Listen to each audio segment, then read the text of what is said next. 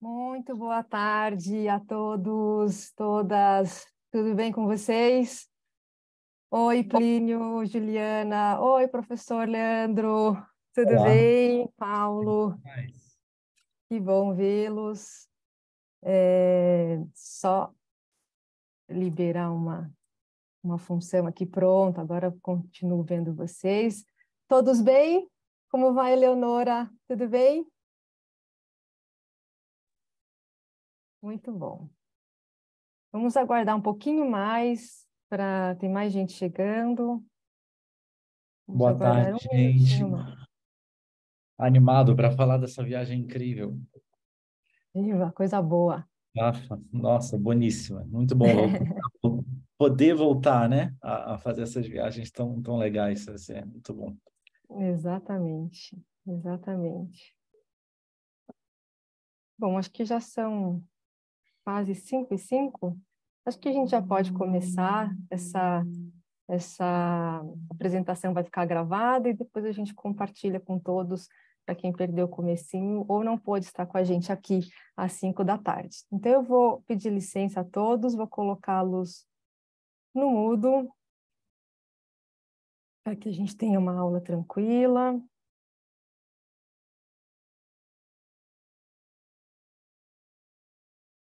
Leandro, você pode ligar o seu microfone, por favor? Alô, alô. Pronto, ótimo. Pronto. Então vamos lá. Então, de novo, uma ótima tarde a todos. Sejam todos muito bem-vindos a mais um Chá da Tarde com a Latitudes. Hoje a gente vai falar de uma viagem muito especial que já há tempos que não podemos, que estamos tentando fazer essa viagem em função da pandemia. Ela já aconteceu uma vez antes da pandemia e agora a gente retoma com esse lindo festival de música clássica de Lucerna, que é, de fato, um acontecimento, é um evento que reúne assim, alguns dos mais renomados músicos, e depois o Leandro vai falar um pouquinho mais para a gente sobre isso. A gente vai apresentar um pouquinho da viagem e das temáticas que a gente vai discutir durante essa viagem, e no final dessa apresentação, nós teremos um tempinho também para responder as perguntas. Então, se vocês quiserem ir deixando as perguntas no chat, fiquem à vontade. Senão, no final, a gente abre os microfones e bate um papo, tá bom? Eu vou pedir licença para compartilhar minha tela com vocês.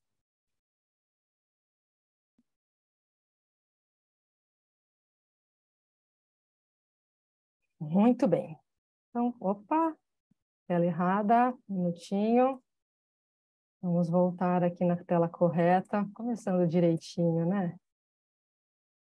Começar do começo, né? Exato. É importante Ah, começar do começo.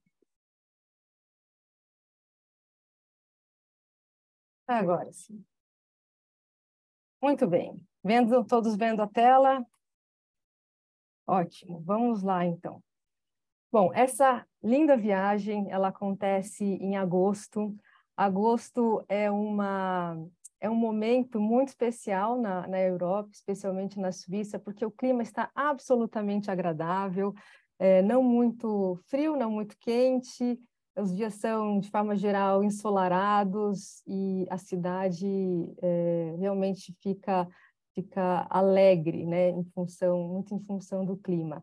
A viagem ela acontece de 10 a 18 de agosto, então a gente passa basicamente uma semana imersos nessa cultura das artes de forma geral. E eu vou pedir, Leandro, para você se apresentar, contar um pouquinho da tua trajetória e, enfim, do que você tem feito atualmente. bom, muito prazer, Luana. Boa tarde, então, agora oficialmente. Muito bom, como eu já disse, poder falar de viagens de novo e aqui efetivamente sobre um dos meus roteiros preferidos, né?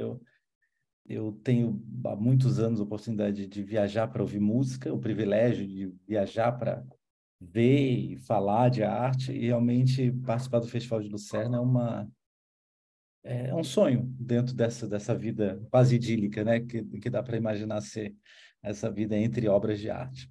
Bom, eu sou maestro, compositor de formação. Eu trabalhei por 20 anos junto à Orquestra Sinfônica do Estado de São Paulo, 12 dos quais fazendo uma mediação junto ao público, quer dizer, um diálogo com o público sobre os programas que a Sinfônica do Estado de São Paulo apresentava ali, semanalmente, nos seus concertos, toda quinta, sexta e sábado. Evidentemente, esse trabalho me permitiu, claro, me deu a oportunidade para estender bastante essas discussões, que são objetivamente menos sobre musicologia, né? Menos sobre as questões técnicas de música, mas sobre história da cultura, de modo geral. Me permitiu algumas boas interlocuções com o universo da arte, o que me levou a fazer uma série muito interessante chamada OSESP-MASP, onde a gente estabelecia as relações ali do acervo do MASP com a programação da nossa Orquestra Sinfônica do Estado de São Paulo, em São Paulo. Eventualmente, participei de várias outras atividades multimídia nesse sentido, né? Eu que fiz um doutorado em Educação, Arte e História da Cultura, mas especializado em técnicas de televisão, as técnicas de transmissão ao vivo de música e de espetáculos. E essa experiência que objetivamente me traz hoje ao Inhotim. Hoje eu sou curador de música aqui do Inhotim, não sei se vocês sabem, mas que é um dos grandes jardins botânicos e o maior museu a céu aberto da América do Sul. E aqui eu estou responsável pela gestão de uma escola de música, de uma orquestra e também de uma programação propositiva que o Inhotim pretende fazer com música contemporânea. Então, relacionada, portanto, ao acervo do espaço. Então, é muito legal poder voltar a falar de música nesse contexto que a gente vai falar nessa viagem à Lucerna, pois, como eu acho que eu e a Luana vamos mostrar, é um contexto que vai para muito além da programação do festival, que já não é pouco. É uma programação musicalmente muito intensa, muito impressionantemente rica mesmo, mas a gente vai fazer mais coisas do que ver concertos. Eu acho que é isso, para começar, Muito né? bem, vamos lá, não, tá ótimo, perfeito. Vou mostrar um pouquinho para vocês, então, de que forma a gente pensou essa viagem, como a gente estruturou. Essa viagem, ela é uma viagem, eu diria, absolutamente agradável, especialmente do ponto de vista logístico, porque a nossa base é Lucerna, então nós chegamos pelo aeroporto de Zurique, a gente vai direto então para Lucerna, e nós ficamos baseados na cidade durante esses 7 dias. Então não existe trocas de hotéis, check-in, check-out, faz e desfaz malas. Então, a gente chega, coloca as roupinhas no guarda-roupa e vai aproveitar toda a programação. E Lucerna, sem dúvidas, é uma cidade muito agradável, além de toda a parte cultural e histórica, é uma cidade gostosa para caminhar, para, enfim, cafés, restaurantes. Então, realmente é uma viagem tranquila e muito, muito agradável. A programação turística, né, e de atividades, a gente programou algumas saídas além de Lucerna, então a gente visita no entorno a cidade de Zurique também, Berna e o Monte Titlis. A gente vai falar um pouquinho daqui para frente de alguns detalhes de cada uma dessas localizações, mas aqui no mapa está disposto só para a gente ter uma ideia também da geografia, né, da localização dessas cidades, e para dizer também que o máximo que a gente vai percorrer em termos de deslocamento terrestre é 1h15 quando a gente vai de Lucerna até Berna. Então, são dias que a gente passa fora, tranquilo, almoçamos nessas cidades e nesses locais fora de Lucerna, e a gente geralmente retorna para a cidade para nos prepararmos para os espetáculos à noite. Então, em linhas gerais, a programação consiste, na parte da manhã, em atividades que estão ligadas à parte histórica, cultural, desses locais, e à noite, especificamente, a gente fecha cada um dos dias com um lindo espetáculo. E o que inclui essa viagem, basicamente, nós temos alguns pontos aqui, mas outras inclusões também elas existem. Depois vocês podem ter acesso ao programa completo, mas destacando aqui o acompanhamento, claro, do Leandro Oliveira, que nos acompanha durante essa viagem, não somente, como ele comentou, aos espetáculos e dessa parte musical, mas durante toda a parte cultural durante o dia. São 6 noites de hospedagem no Hotel Renascença de Lucerna, e eu vou mostrar um pouquinho a carinha do hotel, e ele foi estrategicamente pensado porque ele está muito próximo ao local dos espetáculos, então a gente caminha 5 minutinhos até o local de concerto. São 5 dias de passeio cultural com acompanhamento de um guia local, e o anfitrião da Latitudes, que fica encarregado de toda a parte logística, do bem-estar do grupo. Ele fica, de fato, atento ao bom andamento da viagem de forma geral. Então, aqui um pouquinho para vocês conhecerem o hotel. O hotel, de fato, ele está muito bem localizado, não só pela proximidade do local dos espetáculos, mas também pelo entorno, né? Ele está no centro histórico, então ele realmente é um hotel de acesso fácil a muitos locais. Esse é um dos quartos, então ele tem uma decoração mais leve, mais light, apesar de estar num prédio histórico, e tem esses pontos também de bastante personalidade de dentro do hotel. E aqui pode falar, Lê. Desculpa, esse caminho a pé, literalmente, a 5 minutos, que é uma coisa um pouco impressionante, é realmente dos prazeres desse roteiro, porque vocês vão falar, ir andando é um prazer. No caso, é realmente um prazer, porque a gente está num clima de festival de música. Então, né, foi muito legal da nossa última vez, porque a gente estava indo ou voltando do hotel, mas acho que indo para o hotel, e a gente encontrou os artistas que iam tocar no concerto.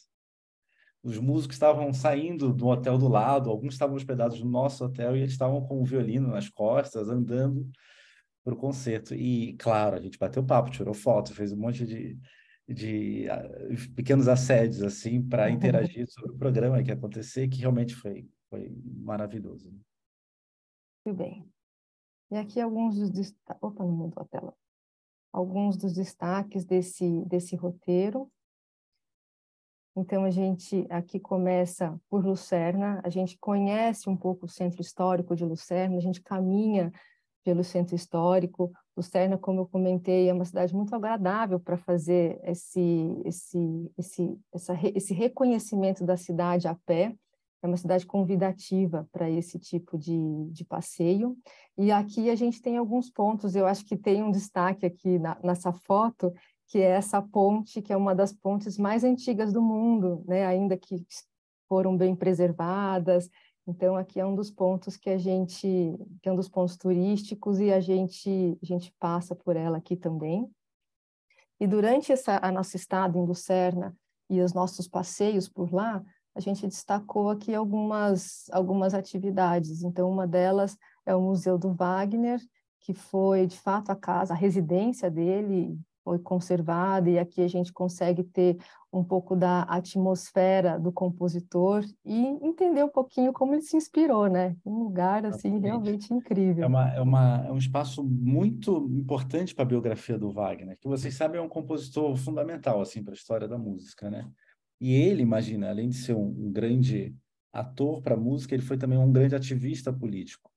E esse ativismo, como ativista político, ele era um bom compositor, na verdade. Então, ele foi péssimo ao ponto de ser preso e exilado. E o exílio dele foi em Lucerna, porque vocês vão de convir, não é tão mal. Ele ficou nessa casa em Lucerna, exilado, depois de participar de um levante em Dresden. Eu conto um pouco dos detalhes dessa história quando a gente está no percurso aí para o museu, que está a cerca de 30 minutos de carro, não é muito longe do hotel. Mas o interessante é que o museu passou por uma reforma recente, ele guarda ainda mobiliário do Wagner, partituras, manuscritos originais, e E essa é a residência que sempre me impressiona, porque foi aí que ele compôs algumas das suas obras mais importantes, inclusive o Tristão e Isolda, que é uma ópera absolutamente acachapante. Então, é meio que visitar um lugar que deu ao mundo, que fez surgir, que fez gerar para o mundo algumas das mais importantes obras de arte. É como ir no ateliê do Michelangelo, assim, né? Você entrar nessa casa onde o Wagner estava escrevendo praticamente o ponto máximo da sua carreira. É sempre muito comovente mesmo. Sim. Um dos outros, um dos destaques também das visitas em Lucerna é a coleção Rosengard, que é uma coleção privada, né? E que tem um acervo muito precioso aqui, né, Leandro? Aqui a gente... Super. É daquelas coisas também inacreditáveis, na verdade, porque ela fica... É um quarteirão, é uma esquina, assim, a gente pode atravessar a rua e chegar ali nesse quarteirão, que era a sede de um banco, e que se tornou a casa, na verdade, foi comprada por esse, que foi ele era um marchand, imaginem vocês, de arte. Só que é um marchand de arte ali, ele estava ali em Lucerna, naquele período, e ele acabou por ser o marchand do Picasso, do Dalí, do Paul Klee. Então, você entra numa casa, são 4 andares, um acervo absolutamente privado, mas absolutamente estonteante de extraordinárias obras de arte. É uma coisa inacreditável mesmo. A qualidade do acervo, tem talvez a parte última do acervo, a parte última da produção do Picasso, a parte mais, talvez até menos insensada da produção do Picasso, que é a última fase dele, já na década de 50, e talvez seja a coleção mais completa desse último período.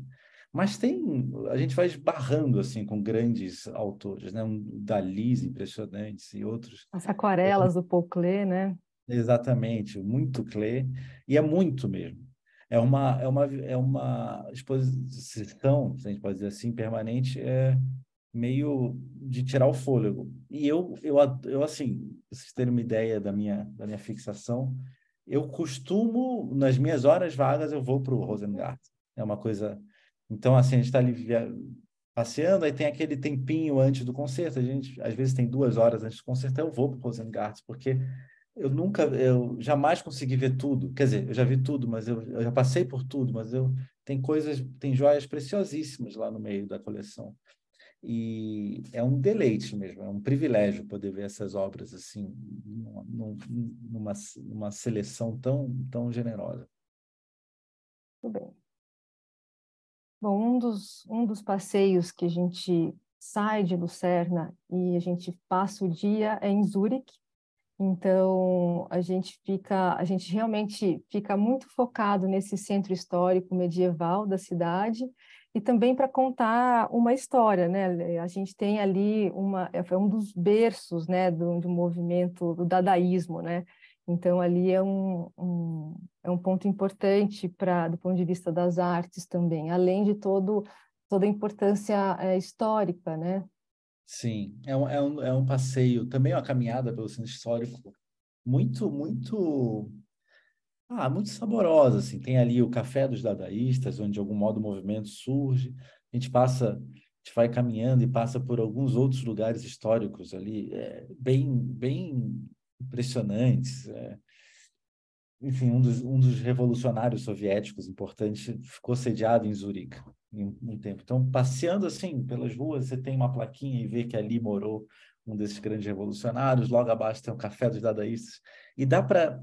É uma coisa interessante nesse passeio pelo Centro Histórico de Zurique, que dá para, como uma boa cidade europeia, bem preservada que é, e bem viva que segue sendo, dá para sentir um pouco o espírito do tempo, assim. É uma cidade que preserva um pouco todas aquelas tensões do dadaísmo, a gente imagina na década de 20, sobretudo, do século 20, né? Então dá para sentir todas as tensões que estão ali nas primeiras décadas do século passado, de algum modo ainda transpirando por aquelas paredes. O dadaísmo é o melhor exemplo desses, que é um movimento artístico de algum modo de elogio ao nonsense, no meio de uma cidade e de um país que todos nós reconhecemos, até de modo um pouco folclórico, como um país o mais certinho do mundo, né? E dali surge o movimento do nonsense, o movimento da pura especulação, da pura fantasia, o dadaísmo, cuja etimologia quer dizer nada, objetivamente, né? É, é uma sopa de letrinhas. Então, é uma vivência, essa passagem aí pelo centro. É tudo muito concreto, né? Muito legal. Isso aí.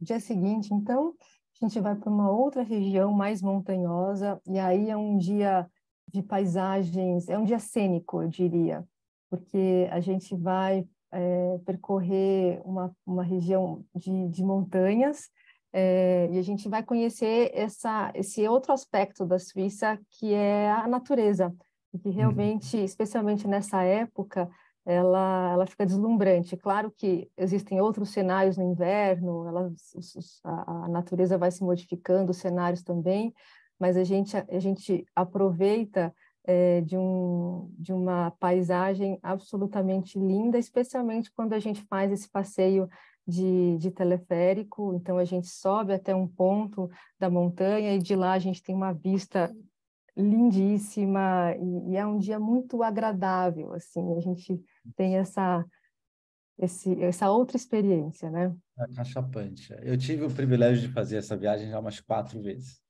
E, enfim, fui muitas vezes sozinho também, fui uma vez com a Latitude, e eu estava comentando uma vez com um amigo que sempre que eu pego esse teleférico, eu passei por uma experiência um pouquinho delicada, mas eu acho tão significativa, que esse teleférico, ele sobe até, né, ele tem algumas paradas, mas ele vai até no alto no monte, onde já tem neves eternas e tal. Mas antes de chegar nessas neves eternas, a gente vai passando pelos caminhos onde tem pequenas fazendas e coisas assim. E eu lembro o choque da primeira vez, e que foi. Depois eu sabia que ia acontecer, mas foi muito bonita o reencontro com aquela paisagem sonora, porque é tudo muito bonito. Mas, de repente, subindo, a gente começou a ouvir, parecia uma instalação no Inhotim, um som assim, eram sinos, vários sinos tocando, muito delicados, mas vários sinos tocando. E de repente a gente saiu numa clareira de árvores e tinha um monte de vaquinhas, e os sinos eram aqueles do pescoço. Uma situação tão, digamos, suíça, que eu gravei. Da descida eu peguei meu gravador e botei para ficar ouvindo aquelas vaquinhas. Ah, é um sonho, realmente foi quase um mundo fora do planeta, assim. Muito legal. Bem, e um último destaque que a gente colocou aqui foi a cidade de Berna. A gente visita o centro histórico também, que é a Unesco. Aqui no alto da foto, a gente vê a Catedral Medieval, que é um dos pontos que a gente passa também. Medieval não gótica, né? Também Uhum. medieval, mas gótica, de estilo gótico, que é um dos pontos que a gente também visita. Mas não é só história, né? Também história, mas não é só esse aspecto histórico, mas tem uma referência artística muito importante aqui nessa cidade, né? Uhum. Berna é um polo importante para as discussões da Unesco e de todas as coisas que vão posteriormente se organizar ali. E aí perto tem o museu que a gente vai visitar, né? Que é o Museu do Sim, que é Paul o Klee. Pocli, exatamente. Exatamente. Que é, aliás, um centro belíssimo, uma arquitetura maravilhosa, e uma coleção que a gente acaba vendo um pouco errática nos museus do mundo, e lá concentrada. A gente vê seções dessa coleção por aí, e ali no Museu Paul Klee a gente tem a grande. Na verdade, todas as produções dele muito bem representadas, tem a parte de fantoche, tem, claro, as aquarelas, mas tem também as pinturas, os esboços. Eu, que sou um amante inveterado da arte do Klee, fico reiteradamente comovido ali. Mas a gente dizer também não é só isso, Alana, porque Sim. dessa vez a gente vai no restaurante também, não? Ah, sim. Pois é, e aí, queridos e queridas, não tem nem o que dizer, porque eu acho, olha, eu sou um gourmand, né? Eu gosto muito de bons restaurantes, um gourmet, portanto. Mas, nossa, esse acho que foi o restaurante mais impressionante que eu já fui na vida. Comi muito bem, e era uma cozinha muito delicada. Foi uma super experiência esse dia em Berna. Foi quase, eu lembro a gente voltando de van, o comentário foi, nossa, eu acho que foi quase completo, ainda tem o concerto, tinha uma coisa assim meio que era mais tudo, sabe? Porque foi muito bonito esse dia em Berna, foi realmente muito legal. Exato. Essa é uma viagem muito gostosa, porque a gente combina esses outros aspectos, né? A gastronomia, o chocolate suíço, então os vinhos. Então essa viagem ela é permeada por esses outros elementos, né? Então é uma viagem realmente muito agradável. Que eu acho que você falou uma palavra muito interessante. A gente degusta essa viagem, assim, É. cada uma das atividades é realmente uma Ela tem delícia. um tempo muito tranquilo, né? Uma viagem muito, muito confortável, né? Além de tudo. Uhum, exatamente. E aqui, então, a gente chega ao nosso concert hall, que é o KKL. Esse é o local onde acontecem as apresentações e é o local onde a gente sempre termina o dia. Bem Exatamente. gostoso. Não é mal, não. Na Não. verdade, o KKL é um dos marcos arquitetônicos de um desses grandes arquitetos, Jean Jouvel. Ele é da década de 90, se não me engano. E na verdade, é um espaço multi-uso, né? Ele tem um pequeno museu, ele tem vários restaurantes super, super charmosos. Ele está objetivamente mergulhado assim no lago de Lucerna, então ele tem uma situação que é absolutamente única, assim, o foyer do museu dá para esse lago que dá vista para toda a montanha, é uma coisa que não tem comparação. Mas eu acho que, enfim, desculpe o termo, mas é um desbunde, assim, arquitetônico. Ele é monumental, mas ao mesmo tempo ele é moderno, ao mesmo tempo ele é super aconchegante. Tem pequenas salas, eu tive a oportunidade de ir na grande sala de concertos, mas tem outras pequenas salas desse complexo multiuso que são também muito interessantes, sempre com alguma atividade, com alguma atração, sobretudo durante o festival. Dentro da sala de concerto, a gente tem alguma imagem da sala? Tá aqui. Isso. A sala de concerto já é um assunto em si, porque aí a gente está lidando. Eu estava falando com um dos grandes especialistas em acústica do Brasil, que é o Nepomuceno, o arquiteto que fez a Sala São Paulo, que fez a Sala Minas Gerais. A gente estava discutindo e ele comenta assim o que ele faz é um pouco o que um luthier de violino faz. Ele está fazendo um Stradivarius, né? A sala de concerto ela é um espaço onde o som tem que soar de uma maneira otimizada. Ele tem que produzir esse instrumento perfeito. E é isso. A Wanda está comentando que comemora 25 anos esse ano. É isso mesmo, 23, é isso, de 98, 25 anos agora, exatamente, Wanda. E olha, eu tive o privilégio de ouvir muitos concertos com muitas formações diferentes, orquestra, piano, orquestra de instrumentos antigos, grupos maiores, sinfônicas tocando Mahler, grupos menores. Mas eu acho que das salas mais vivas assim que eu já tive a oportunidade nem a sala da Filarmônica de Berlim é tão aconchegante, tem um conforto acústico tão impressionante quanto a da sala de concertos do KKL.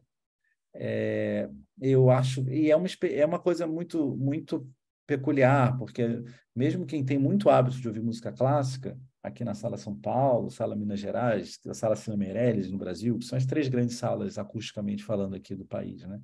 Ou quem vai ali no enfim, no Metropolitan ou viaja pelas salas de concertos do mundo, sempre, eu acho, encontra essa espécie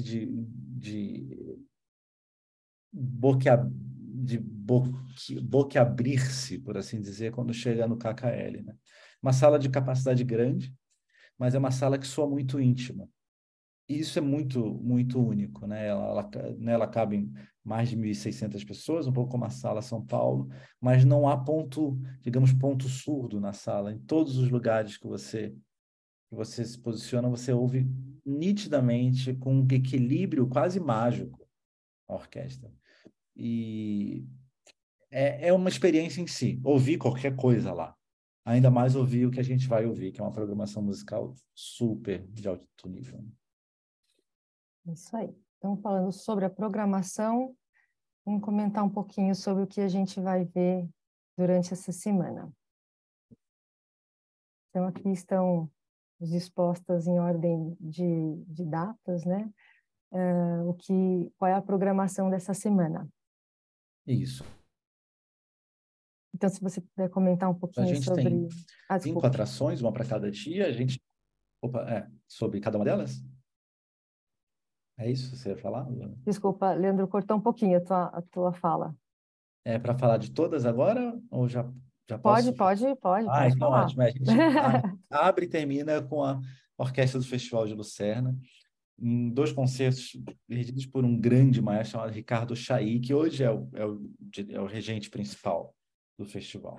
A Orquestra do Festival de Lucerna é uma orquestra feita, é uma orquestra de festival, uma orquestra feita de estudantes, portanto, que se juntam ali nesse festival. Aliás, o festival é da década de 30, para vocês terem uma ideia. O Toscanini foi que fundou o Festival de Lucerna, em 1936. E talvez seja o festival de música mais antigo da história. Tem, claro, Salzburg, que, salvo engano, é de 38, por ali, da mesmo período, e tem talvez esse mais antigo, mas de outro formato, que é o Festival de Bayreuth. Só que em Bayreuth a gente só ouve Wagner. No Festival de Lucerna, no Festival de Salzburg, Salzburg tem um componente operístico muito forte. O Festival de Lucerna, o objetivo é da música de concerto. São grandes, a cidade fica tomada, tem eventos gratuitos nas igrejas, tem vários outros eventos, além dos concertos do horário da noite, esses 5 concertos, a cidade fica respirando música. Até porque, como eu disse, essa orquestra do festival é uma orquestra residente, pessoas do mundo inteiro que passam ali aquele período trabalhando, tendo aulas e ensaiando para esses eventos. O Ricardo Chailly é um grande maestro milanês, certamente dos personalidades mais carismáticas do mundo da regência. Ele assumiu o Festival de Lucerna um pouco antes da pandemia e segue sendo como talvez um dos grandes ganhos do festival, pois é um sujeito com uma mente muito arejada, ao mesmo tempo que é um grande maestro do repertório tradicional. Ele é uma espécie de sujeito perfeito nesse sentido, quer dizer, ele lida com novas músicas, com novas linguagens, mas tem muito encarnada a tradição. E a gente vai ouvir 2 pianistas nessa emoldurando esse nosso recorte da produção nessa semana da produção do festival, que é a pianista portuguesa Maria João Pires e o pianista russo Danil Trifonov. Dois gigantes, cada um a seu modo. A Maria João Pires, bem pequenininha, na verdade, é uma gigante. Ela tem a mão pequenininha, um pianismo, um som super único no piano mesmo, um pianismo bastante delicado. E o Trifonov é um leão. Aliás, é uma das coisas mais exuberantes que eu tenho certeza que vocês vão poder ver no piano, da performance mesmo, como performance. É um, é um, é um monstro, uma coisa impressionante. No meio do programa, no meio da programação, três atrações bastante diferentes. Primeiro, a Filarmônica de Israel, que vai estar ali fazendo a primeira excursão no Festival de Lucerna, depois da saída do seu maestro, que foi por 40 anos o Zubin Mehta. Agora a orquestra a Filarmônica de Israel conta com um jovem absolutamente extraordinário regente chamado Lahav Shani, que é também um grande pianista, mas ele vai apresentar algumas obras, entre elas a primeira Sinfonia de Brahms. A Filarmônica de Israel, para quem conhece, isso vai ficar claro, é uma orquestra de sonoridade bastante única. Ela tem um apelo internacional bastante impressionante, porque ela é talvez a, a sociedade ela promove a temporada de concertos com mais eventos no mundo, salvo engano. Quer dizer, cada concerto da Filarmônica de Israel é repetida aqui na Sala São Paulo, por exemplo, a USESP repete quinta, sexta e sábado, 3 vezes. A Filarmônica de Israel repete 5 ou 6 vezes o mesmo programa. Tamanho o fluxo de pessoas que assinam e que participam da temporada. E, evidentemente, esse tipo de conexão com o público, esse tipo de critério mesmo alto, faz com que ela seja, sem sombra de dúvidas, sempre entre as orquestras mais bem ranqueadas no mundo. Depois a gente tem um recital desse grande pianista islandês chamado Víkingur Olafsson. Ele, enfim, é uma figura relativamente improvável na medida em que ele vem da Islândia, imaginem vocês, mas ele se colocou no mundo um pouco como, eu vou exagerar um pouco, mas uma espécie de Glenn Gould contemporâneo. Ele se dedicou a um repertório muito pouco convencional, para vocês terem uma ideia, ele fica absolutamente midiático depois de uma gravação lindíssima que ele faz dos estudos do Philip Glass, grande compositor minimalista americano. E, aliás, é uma gravação belíssima que eu recomendo vivamente que todos vocês acessem em algum momento. E lá ele vai fazer um recital para nós, um recital com obras de Bach, Johann Sebastian Bach. E antes, no penúltimo dia, a gente vai ver a orquestra desse projeto absolutamente maravilhoso, feito pelo maestro Daniel Barenboim. Na verdade, é um projeto que ele fez junto com um grande pensador e sociólogo e filósofo Eduardo Said, que é a orquestra West Eastern Divan, que reúne, imaginem vocês, jovens de grande capacidade de Israel e da Palestina. E é um projeto que é sediado na Espanha, imaginem vocês, que reúne esses jovens de imenso talento, com a proposta deliberada do Daniel Barenboim, que vai ser o regente desse concerto, de fazer com que a música, de fato, una os povos. Se for só por isso, já seria muito, mas não é só isso. A gente tem ainda a oportunidade de ouvir uma orquestra que soa muito bem, com talvez um dos últimos grandes decanos da música clássica.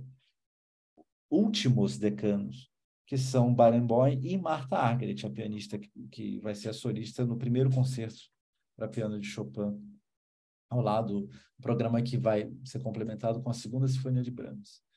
O Barenboim e a Martha Argerich têm eles praticamente se afastaram das salas de concertos, e eles estão fazendo esse programa, eu arrisco dizer, quase como um programa de despedida.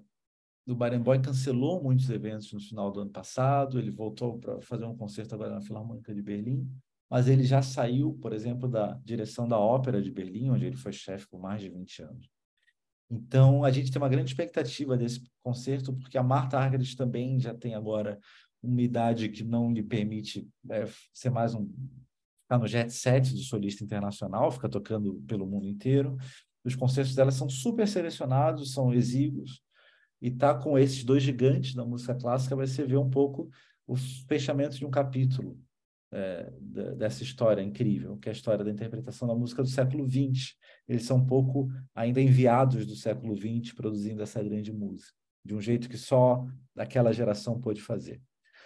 Então, é antessala para o final, depois temos o Lucerna de novo com o Danilo Trifonov, mas eu arrisco dizer o ponto alto ponto alto espiritual, digamos assim, dessa programação. O Trifonov depois vai ser um show à parte, mas espiritualmente eu acho que o quarto dia vai ser o mais denso, mais intenso, mais celebrado, inclusive pelo público, tenho certeza absoluta.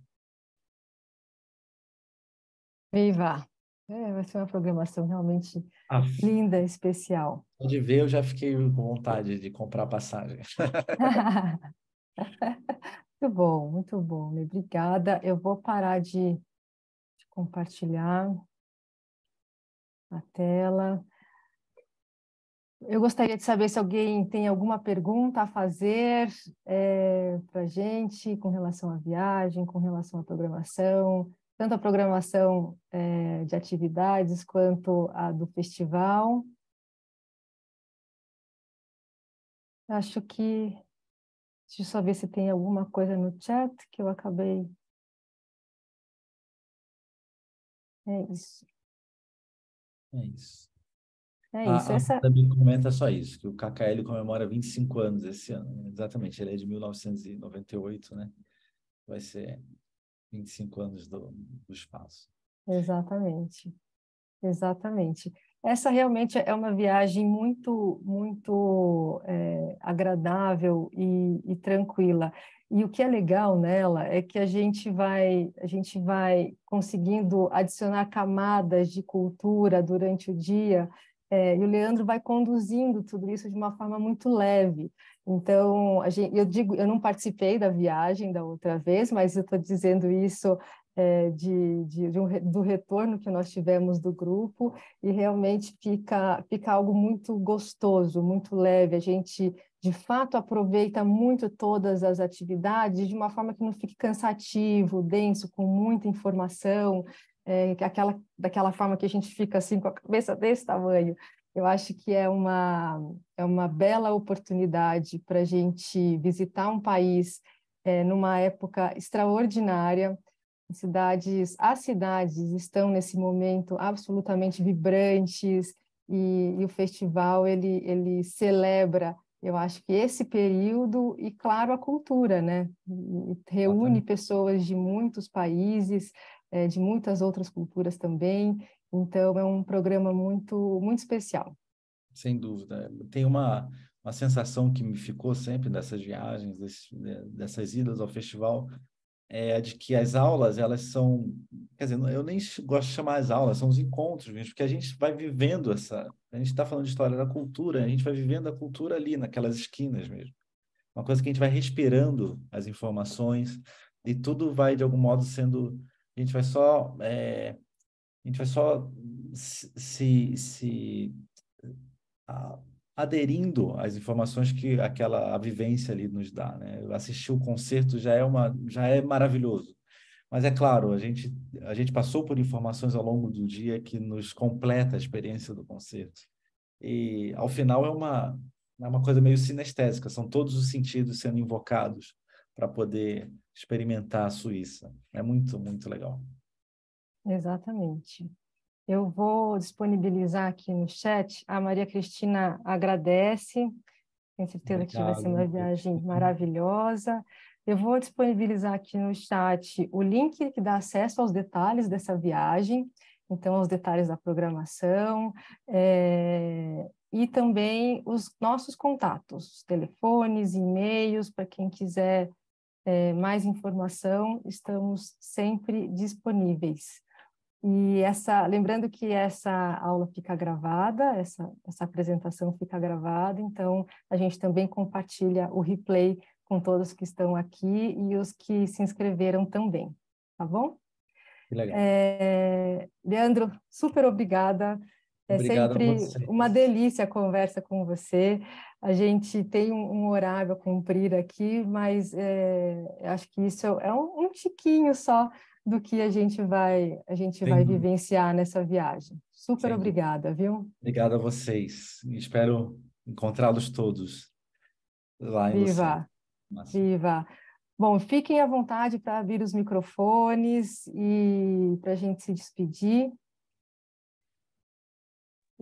Bom, tá certinho aqui, então fiquem à vontade. Gente, muito obrigada a todos vocês que ficaram conosco até agora, e a gente se encontra no próximo Chá da Tarde. Lúcia, você quer dizer alguma coisa? Desculpe, Eu você queria abriu o pedir as microfone. datas. Eu não peguei logo do começo, eu não tenho a data. A data é de escuro. 10 a 18 de agosto. Joia, obrigada. Imagina. Alguém mais tem alguma pergunta? Desculpe. Então, eu acho que é isso. Acho que é Pessoal, isso. mais uma vez, super obrigada, Leandro. Obrigada Obrigado. novamente. Um beijo a todos e até o próximo Chá da Tarde. A Até a gente termina, próxima. Obrigada. então, em Obrigado, Wanda. 3. Obrigado, Tati, que mandaram mensagens. Muito obrigado.